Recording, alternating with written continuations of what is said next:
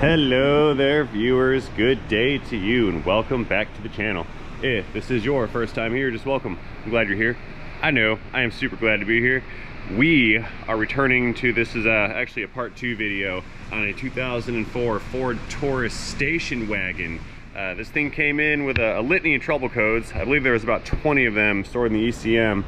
And there were various systems not functioning. Most importantly was the transmission. The thing came in only having second gear. It turned out that we had a massive electrical system short, and one of the primary fuses that powers several components on this vehicle kept blowing up. The thing was drawing like 30 amps, 27 amps. Anyway, the fuse was blowing up, the wires were rolling out smoke. If you guys missed the first video on that, I will leave a link down inside this video's description. You can go back in time and you can check out the diagnostic procedure on this particular vehicle. Now, this being the part 2, we're going to go ahead and move into the repair section. What I have here in front of us is the section of the damaged wiring harness.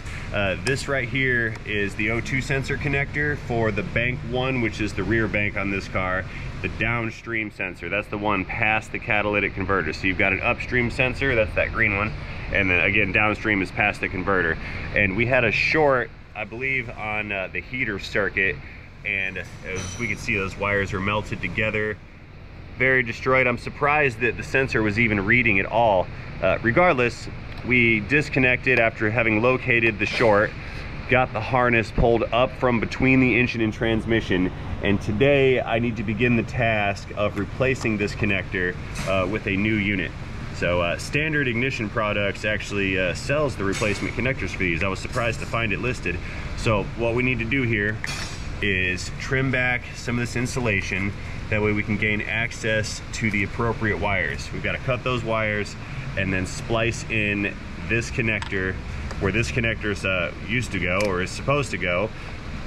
Wrap the thing back up in tape, reheat shield it, and then run it back down between the engine and transmission, and then get it all connected and back together. So that is what we are going to do today. So stay tuned, because this is going to be a very good electrical repair video. Okay, so let's go ahead and get started here. The first thing I'm going to have to do is continue to trim back this nasty oil-soaked insulation. I believe that these wires became oil saturated from a valve cover gasket leak that's on this car, and after enough time had gone by, the insulation began to break down, and that combined with some vibrations and a little bit of heat managed to work its way through all this wire insulation, and that is what caused the original point of failure on this circuit right here. Some folks were saying that the O2 sensor was faulty, and that's what melted the wires. I don't really think that's the case. The O2 system monitors probably should have detected that, and I didn't see any indicators on the live data when the sensor was functioning that it was going to present us a problem. So I mean, I'll recheck into that after we get this repaired. I'm going to plug the old one back in, but I don't really believe that replacing the O2 sensor is necessary at this time. Okay, so one of the first things that need to happen is you need to make sure that this connector is in fact the appropriate connector. So if we compare these two together, we can see it's got these notches in it, words that are here to meet up with the little tangs that are sticking off the male side of the connector. So visually, they appear to be nearly identical-ish. I do believe that's going to fit. We have a 4-wire connector, 4 pins, matching 4-wire connector, 4 pins, and again 4-wire. So the reason we have 4 wires for one sensor is there's actually 2 circuits in every O2 sensor. There's a positive and a ground for the sensing element on the circuit, and then there's a positive, I can't talk today, and there's a positive and a ground for the heating element in the circuit. See, these O2 sensors have to be at the correct temperature in order for them to function properly. So they come equipped with a heater. So there's 2 functions in one sensor. So what I'm gonna do to make sure we don't get these things backwards is we're gonna cut these off one at a time and then splice the new one in one at a time. That's gonna allow us to not get them crisscrossed and in the wrong order, and it's also gonna let us stagger where the splices are made, because those splices are going to add some thickness to the assembly. So we can put like one splice here, one splice here, one splice here, and one splice here. That way overall there's a slight thickness increase, but it won't be one big giant connector bundle in the center of the wiring harness. So that's kind of the approach we're going to take here. So what I shall do, I think we're going to start with, I'll just pick one. We'll pick the upper right hand corner. So we will start with this. You know what, I'm going to go lower right hand corner instead. I want to start with this wire right here. So we're going to cut her back kind of deep into the insulation here. I think I'll cut it like right about there. The reason I'm not going to go any farther is these wires are all kind of connected. They are hooked together as one singular part, and I don't want to peel them apart more than necessary. So I figured this right here is plenty enough space. Let's go ahead and just strip it back.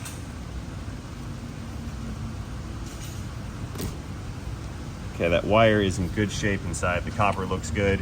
It's not corroded. There's no damage to it. You guys see that? Yep. So the copper is looking good inside. These are going to be good wires probably past this point right here. Now, usually for a splice repair, I like to use these heat shrink with a solder band inside of them. So we've got solder in the center right here inside of a heat shrink tube. And then it's got these colored bands here that are also going to shrink to help to kind of hang on to each side of the wire. So what we would do is strip each side of each wire and just kind of stick that guy in there like so. There's a couple of different ways to do it, but you can just kind of overlay them on each other. But normally what I'd do, that doesn't go there, is I would feed these guys together. This is for display and illustration purposes only. I'm not splicing the connector to itself, but we would send that in. Get in there. Normally I would do a better job than this if I was actually splicing this. You'd stick those guys together, go over with the heat shrink gun or with the heat gun. It's going to activate the heat shrink and it's going to melt that solder band, which would then wick in between all of the strands on the wires, and that usually creates a good connection. However, this is a very high heat application where the splice has to be made. So I'm going to refrain from using that because I don't want engine and transmission heat to remelt the solder, because that is low temp solder. I don't want to remelt it and then have those connections come apart while the vehicle's driving. So instead, we're just going to revert back to the old school style of crimp connectors, and I will just slip some heat shrink over top of them. That way we have a mechanical connection and some heat shrink, and I think that would probably be better because these do tend to draw a bit of current when the heaters are activated. So let's get crimping. We will start with the wire that I just stripped out right here. It's gonna meet up. Let me try to gauge this properly. I cut off a little bit more insulation than necessary. However, that's not all bad. We can use that to our advantage. I'm gonna take this guy and fold it around and double it up. See right there how that wire is now larger at the end of it just because of the bend. What I can do is if I get that in the center of this barrel connector, I can crimp on the bend. I'm trying to eyeball this. That way if the wires do get pulled on, it'll have to make its way past that larger diameter section where it bends around, and it helps to create a stronger connection than when we originally started. Double crimp it. Okay. That guy's in position and connected. Good. So let us match up the correct wire that we had just cut off. So again, that's the lower right-hand corner circuit, which on this new connector is going to be the red and the gray wire, okay? So what I'll do to keep this the right length, we'll trim this to fit. Get rid of that. And some heat shrink.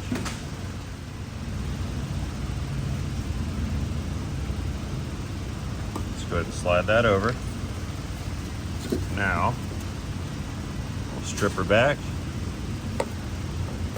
By the way, a lot of this video is going to be kind of pretty much me doing this wire work, so I hope you guys don't receive this as being at an entertainment level of watching paint dry or grass grow. It is meticulous and tedious work. It's just how it is. It's not all subframes and camshaft jobs. This wire is thicker than the original. My folded over method is not going to work. I can't get that to go inside. And take a look. We just don't have the diameter. See that? It's too big. So I have now learned I cannot double up this connector, or this wire rather. Give that a wiggle. No leftover. See that? No strands. If you use the hole that's too small, it'll cut into your copper strands, and that's not good. Because then you've effectively reduced the size of your wire, and that alters its current carrying capability. Crimp that guy on.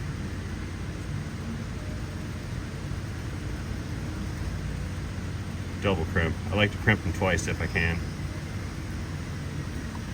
There we go. So we've got a good solid mechanical connection. Now take the heat shrink, slip that over the connector, and then heat gun.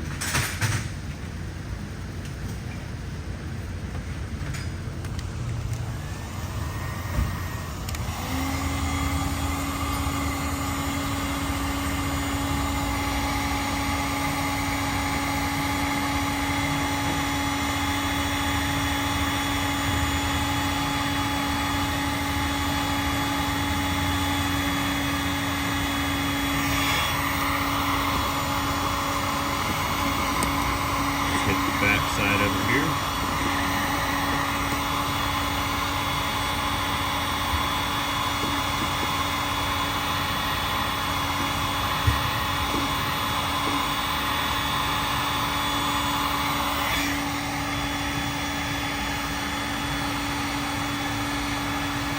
Okay, one is done.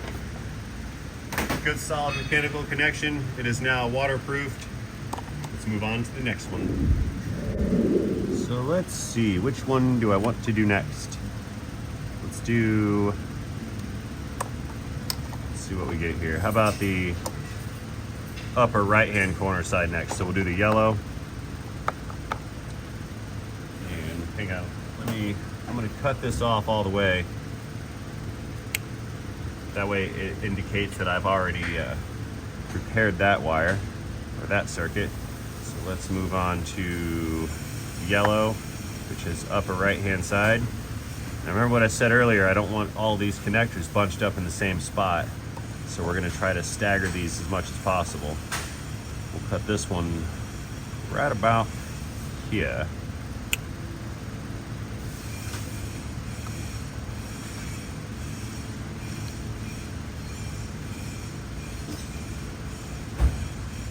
Trim it back a little bit. Yeah, that takes the smallest one's hole. There we go.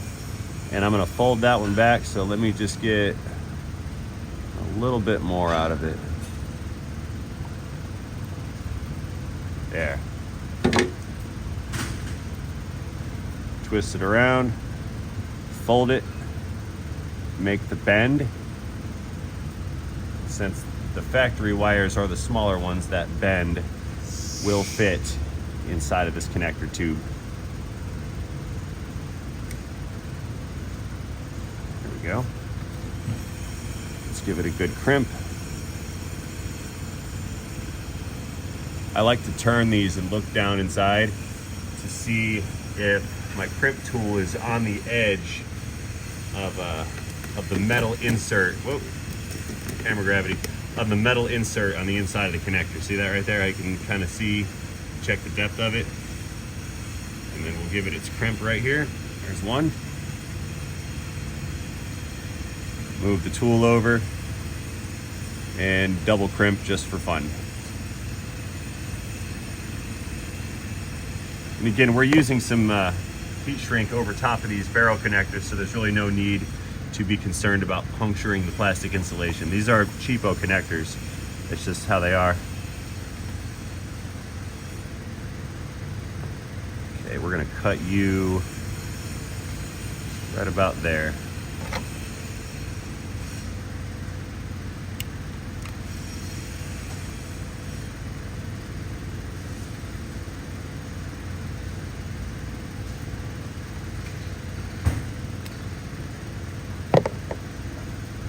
Good.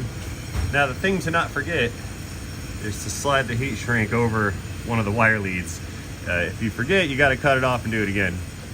Or pretend you didn't notice and use tape, but I don't like to use tape as primary insulation. It's less than ideal because the tape comes off. But the heat shrink, that's forever. Oh, look. I saw the piece of wire in there and I thought I accidentally cut into the one I just spliced. That was a quick oopsie in my head. Okay, that guy's tight. Sliding it over. Give it a pinch on the end to gauge whether it's centered or not, which it is. And heat shrink.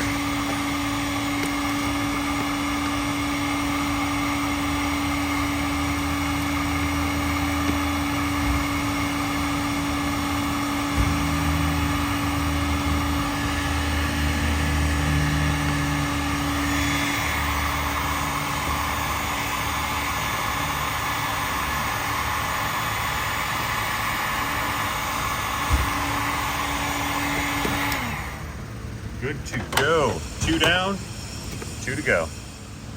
Okay, number 3. Let's go with, how about maybe the black one, lower left corner. Get rid of that. So the lower left corner, that one there, that is this circuit right here.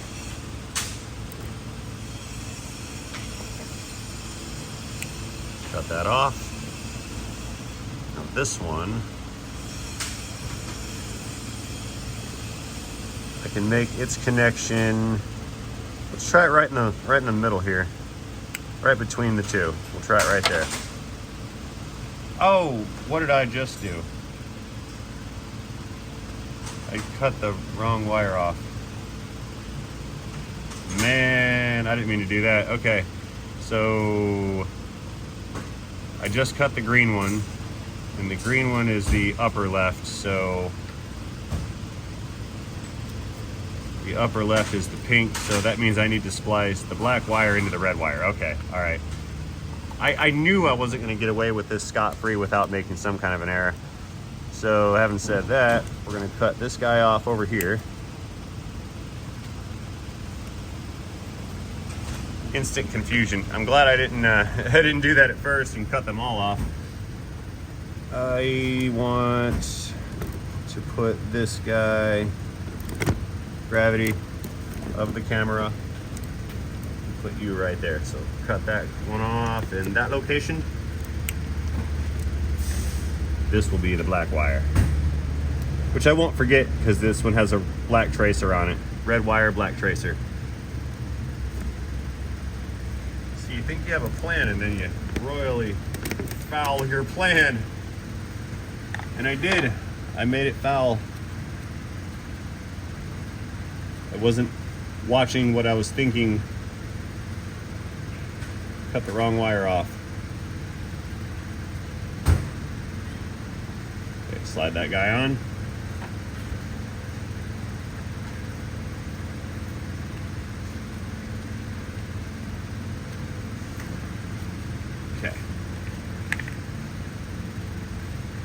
Heat shrink over our wire.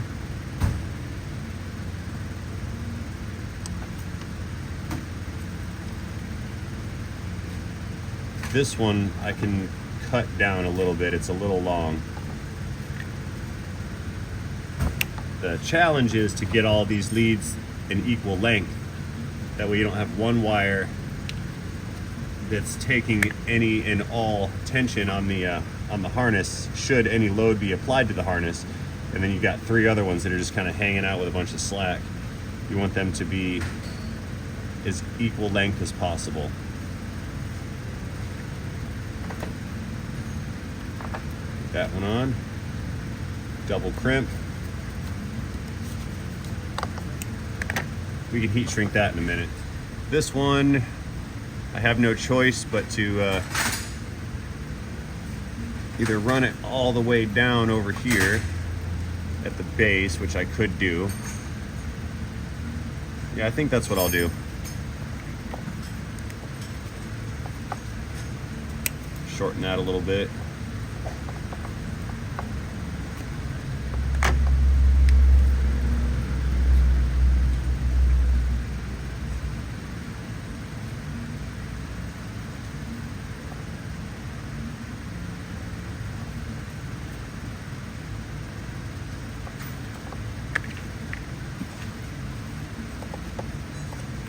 We need to cut this guy, our green one, or yellow and green or whatever, cut that right about here.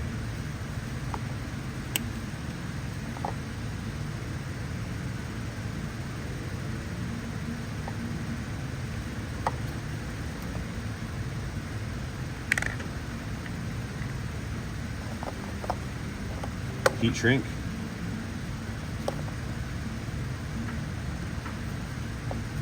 Seriously? The plastic is bulging. There.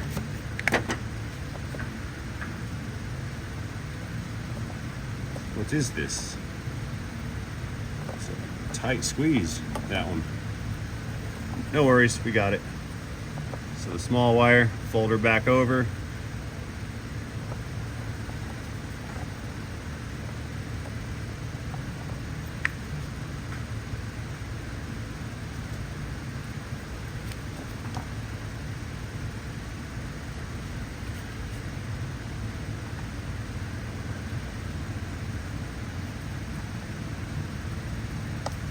Got it.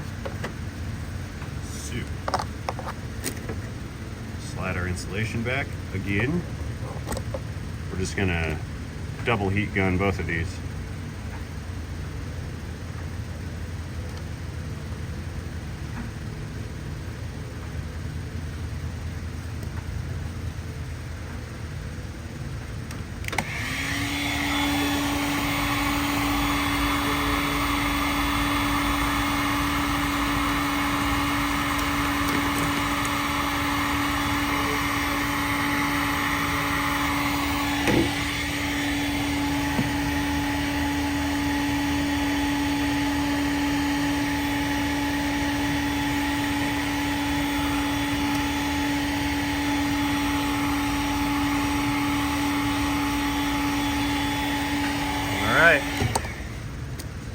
So we have now managed to effectively get this connector replaced. Yeah, this is what I was talking about. See how I've got this red one a little too short. The pink one's a little long, so now there's kind of a bunch of slack in it. So that's fine though. I can just we can just wrap that up like so and take up that extra slack. See that? That'll be effective, no worries. But we're not finished yet. Okay, let's go ahead and work on insulating this. That way we do not have any future problems with this circuit. So I've got some tape here. It's not the rubbery electric tape. It's kind of like a cloth or a fiber. I like this better than the rubber stuff because the rubber stuff gets all gooey and nasty, especially when exposed to heat. And we don't want gooey, nasty wires all dangling around.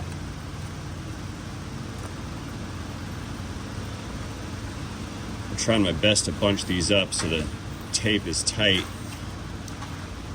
That way none of this stuff can move around and wiggle and vibrate and work its way loose or work harden.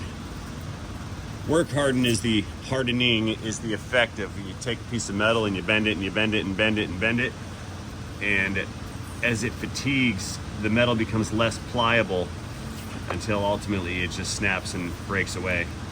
It's called work hardening, because the work is the bending action, and again, it fatigues the metal. By hardening it,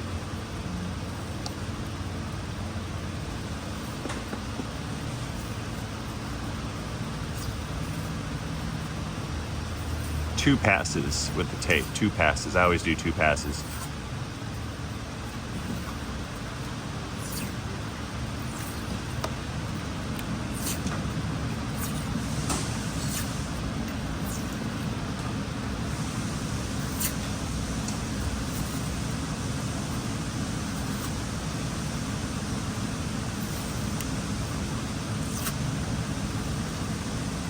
Uh, 2.15 passes, because after the end I like to change directions.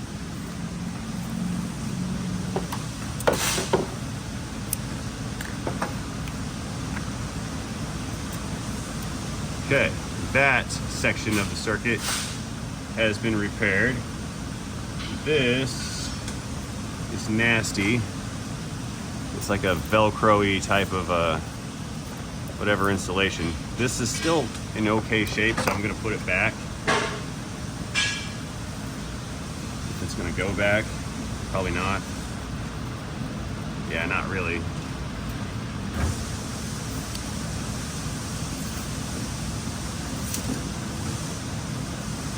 Gross.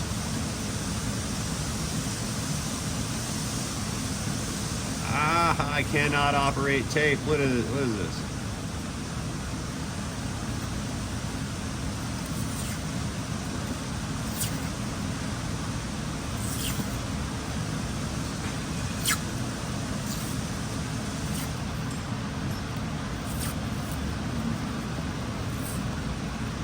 We need to protect those wires and not let them stick out like what they're doing right here.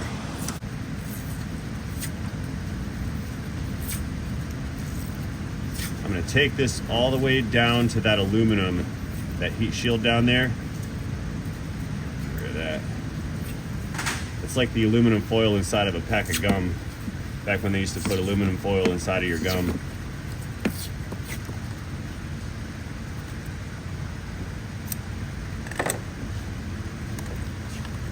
Okay, one wire is repaired.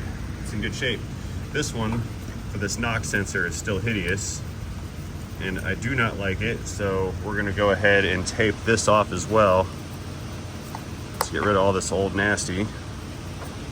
I will leave this old nasty here, I think, because these wires are in good shape inside of there, and that's decent insulation. Is it? Yeah, I'm gonna leave that alone, that's fine. We're just gonna tape it up at that little Y joint connection right there. Now I have some aluminum heat shield tape on the way here, so after we do all this with this fabric tape business, we'll put some actual heat shield tape over it. It'll be good as new.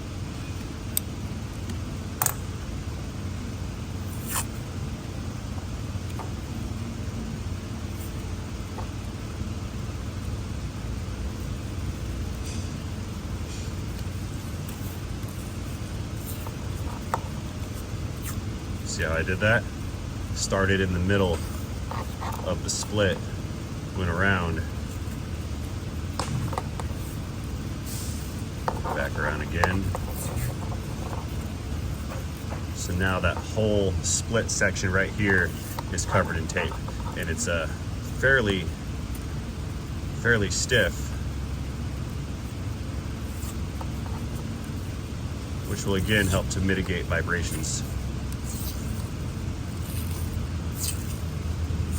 You know, it's not so much the vibration of the wire jiggling that's the problem, is it if it vibrates and it rubs against something, that right there will is what will chafe through and damage the wires.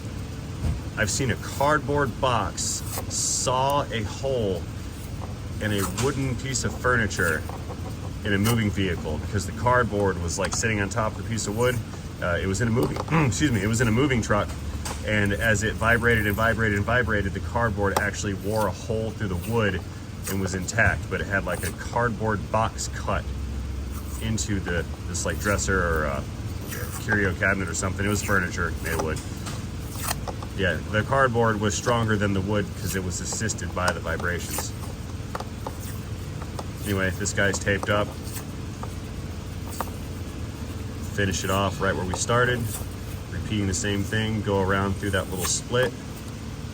Use the tape to strengthen the split. Plus it looks good. Then we'll finish off on the largest diameter of that split. And that'll add another layer of protection to the splice pack inside.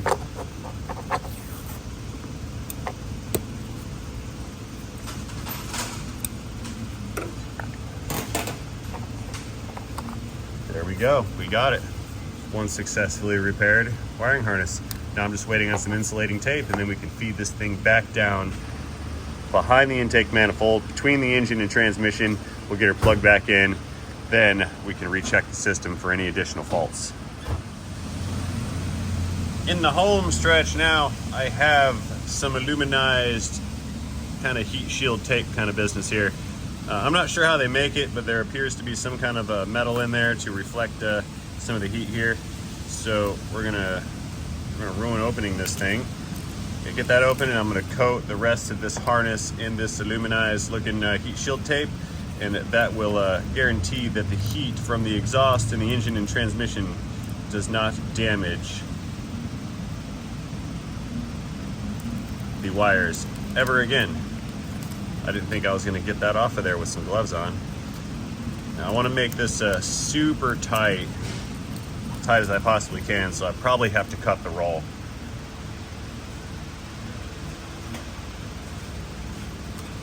Definitely gonna have to cut the roll here. Bear with me.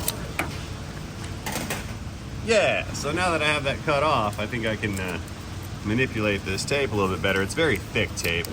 It's not gonna bend very well. But we just kind of need to slap it on there. Yeah, look, see how it did not bend? I gotta just kind of fold that over. I think one layer is probably gonna be good because this doesn't really wrap well around wires. Here we'll do this, we'll do that, fold it over, smash it on itself, make sure all the stickies get stuck, and we are shielded.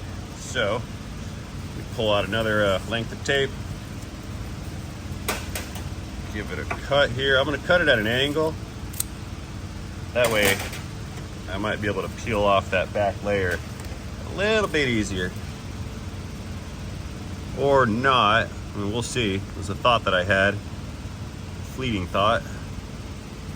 Might be effective. Yep. It's working. Now I don't need to heat shield this thing all the way back. We're just gonna go back to where the original heat shield ended. And we'll pick up from there.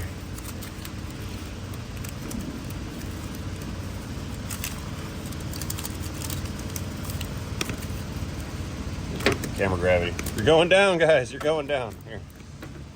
There you go.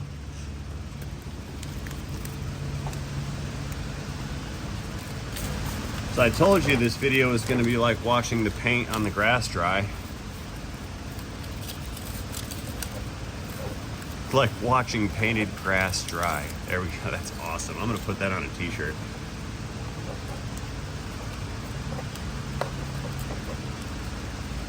Give it a squeeze so all the stickies adhere to themselves properly.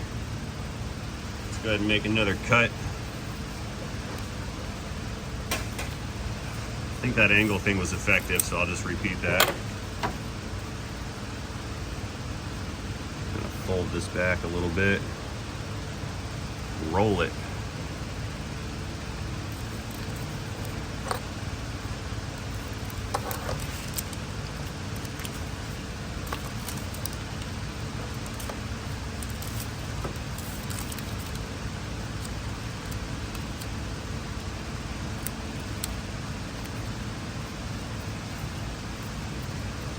Not done yet. I got one more trick up my sleeve for the remainder of that. My apologies for the wrong camera angle on the dangle there. You guys couldn't really see what I was doing. So I'll take this piece of tape, I'm gonna cut it down the center line here. It's gonna give me a thin piece of tape, easier to work with.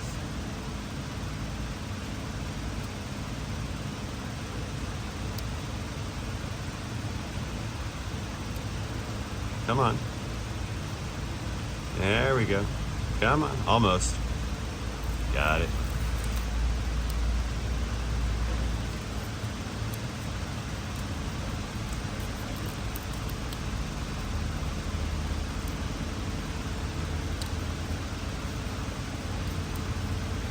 Okay. And then our last little piece, we finish this off all the way up to the base of the connector.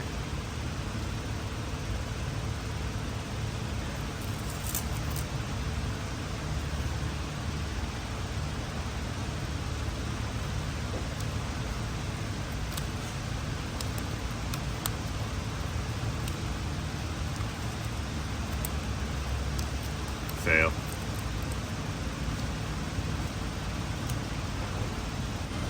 Alrighty guys, we got the harness repaired. Now I need to stuff this thing back down in the hole, fish it in between the engine and trans, and then get these connectors reconnected. At that point, we can go back and recheck on the fuses, or actually reinstall the fuse. I don't have a 15 amp in the fuse block yet. We'll get the fuses reinstalled, and then we can fire this thing up, check scan tool data, and we get to observe it one more time with the meter. Probably we should do that before I put a fuse in it, but we will we'll check current draw on fuse number 28 with the fluke meter again, and I'm going to use my good leads on it because I melted my Harbor Freight leads when the thing went to 27 amps yesterday. Yeah, there were some folks that were kind of upset that I put my my meter through such things.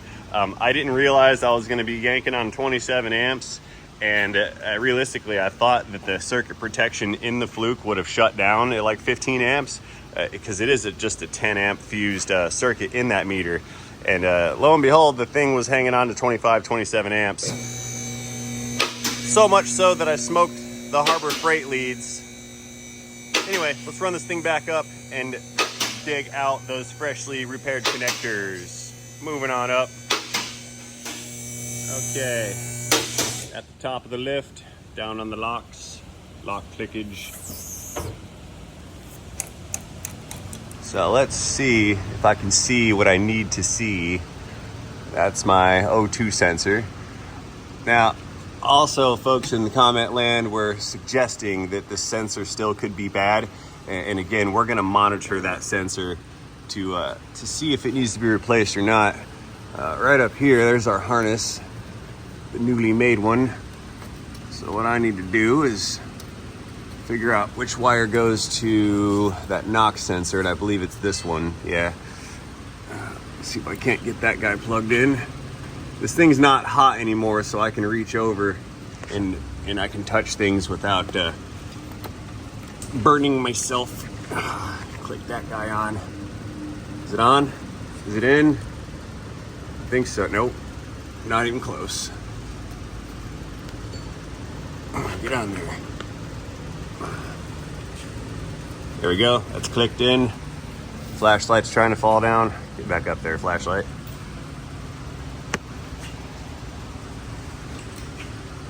Now the next one, see, the unfortunate part is we lost the connectors that secure that harness to the back of the engine, so I'm gonna have to sneak some zip ties in there somehow to get all this stuff to go together.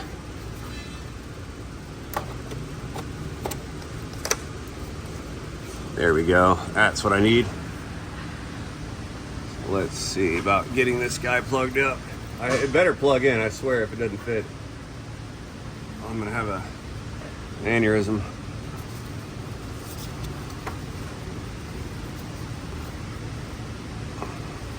Okay, she's in, that's good.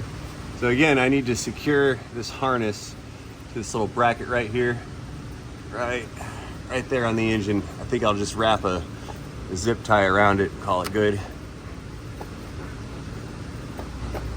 can't configure this to fit a little better.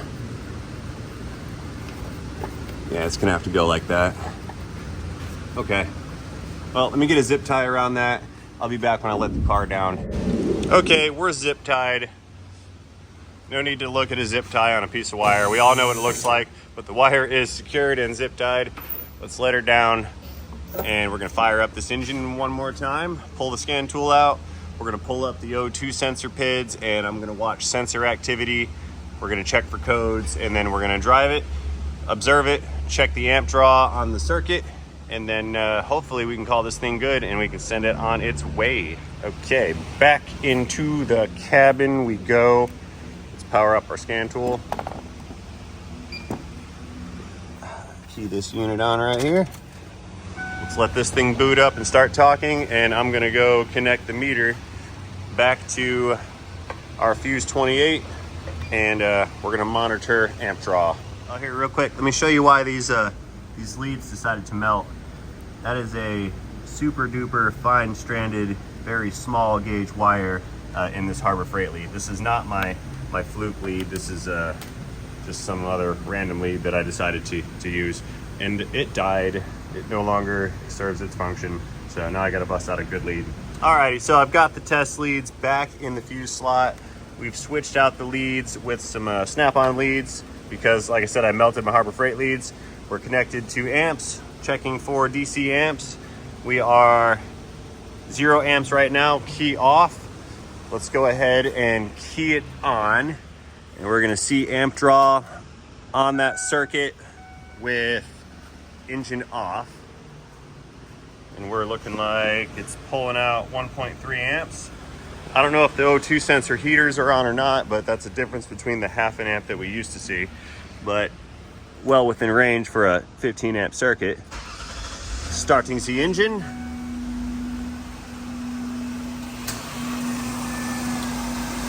About 6 amps here. Yeah, we must have, I don't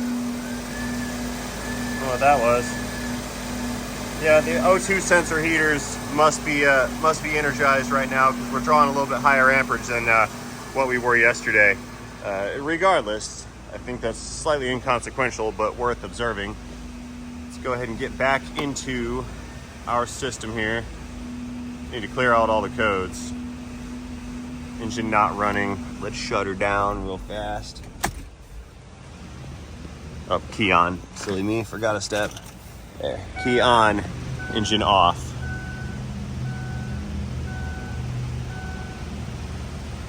Clearing everybody. This is a master code reset procedure. It's going to clear all codes in the modules.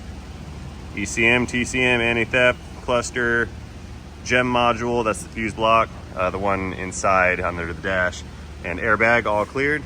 Good. There you go. Let's shut her down real quick. Key off. Key back on.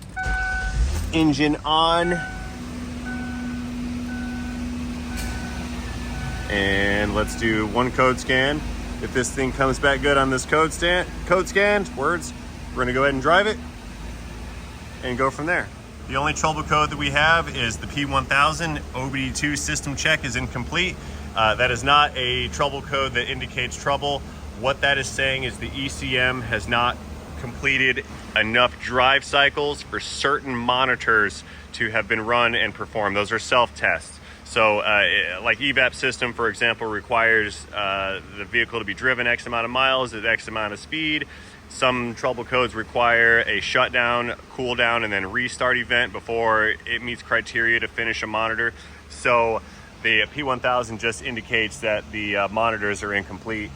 And basically it also says that it cannot pass a like an emissions test because there was a recent code clear event. For example, if you've got a check engine light on and you're in a state where you have to go get it inspected by the government so you can drive your car around, then you would have to prove, or they would actually look for someone who had recently cleared the code out to prove that the check engine, or to turn the check engine light off in order to pass. Because if the service engine soon light is on in one of those emissions control states, then you do not get your sticker to drive the vehicle. So that's pretty much all the P1000 is indicating. Scrolling on down through the other modules, we see, EGR monitor has not been completed. The catalytic converter monitor has not been completed. Evap system, O2 sensors, and O2 sensor heaters. So none of those monitors have been completed. We will have to test drive for that. But the good news is we do not have any codes in any other modules. I'm going to let this thing hang out here for about 15-20 minutes, maybe a little bit longer. It's going to run, do its thing. We're observing no transmission light at this time. After my 20-minute warm-up, I'm going to shut it down, let it sit for 5. We'll restart, go out on a test drive, make sure it's all good in the hood, and then we can call this particular operation a success. The pre-discussed amount of time has passed. We're ready to go out and give this thing one finalized test drive for this symptom. Watch this. Hey, Lauren! Can I borrow you for a second? Come here. Honks. Nothing. We just wanted to say hi. Hi. We haven't seen you in a few days. How are you? I'm good. How are you? I'm good. Good. You're so pretty. Thanks. Yeah, will you take these? These are my digigrams. What's my hat say? It says just another day in paradise. It's a nice hat. Where'd you get it? I think Mom. Yeah? I like that hat. Pink shirt color. It's very nice. What do you want me to do? Nothing. I just don't want them in the car. Okay. That's my diagrams. I'll hold Yeah. on to it. All right, thank you. Actually, you know what? Take those papers, flip them upside down, and put them in the printer. And then we can just print on the backside of them. Recycling. We're saving the trees. Saving the trees. Backing up. Again. Re-honking. I'm about to hit a minivan. Look at that. The bum of the van is sticking out and protruding into the service drive. That's not okay. Just tear the whole side of the van off. Or the Taurus. Get it? Taurus. Oh, we're close. We're so close. But we're gonna make it. It's like trying to swing the Titanic around the iceberg. Like I said, this Taurus has got a big old bum back there. And we are off. Now, I was noticing that symptom was often showing up right through here when we went over bumps. That's because the harness was jiggling around, causing that short. Hello, train. Not going that way. Okay, we're in first gear. Second gear, we've got a shift. Third gear. The second gear shift kind of jolted a little bit, but it did shift. I think we just found fourth. I think. And hear that wheel bearing screaming again. And that vibration. That's not going anywhere. Scan tool down. Still shifting. No warning lights. I think we're good to go here, guys. One trip over the bridge and around the train, and this thing can get parked, and it's ready to rock and roll. So, having said all that, I do not believe I have anything more to offer you on this particular video. As always, I'd like to thank you guys for watching this video. Let me know what you think about this vehicle, this repair, and this diag in the comment section down below. If you missed the diag video on this car, just again, go check the link down inside of this video's description, and it will take you back in time to yesterday, where I spent about 4 hours trying to track down this wiring harness problem. It was arduous, it was hot, it was difficult, but we got it, and I almost killed my voltmeter. But it also survived because it's a fluke, and it decided to not catch on fire. Anyway, guys, I'm gonna ramble on some nonsensical babblings. So again, as always, thank you guys for watching, and most importantly, do not forget to have yourselves a great day. See you guys later in a video, in a Taurus repair, in a transmission.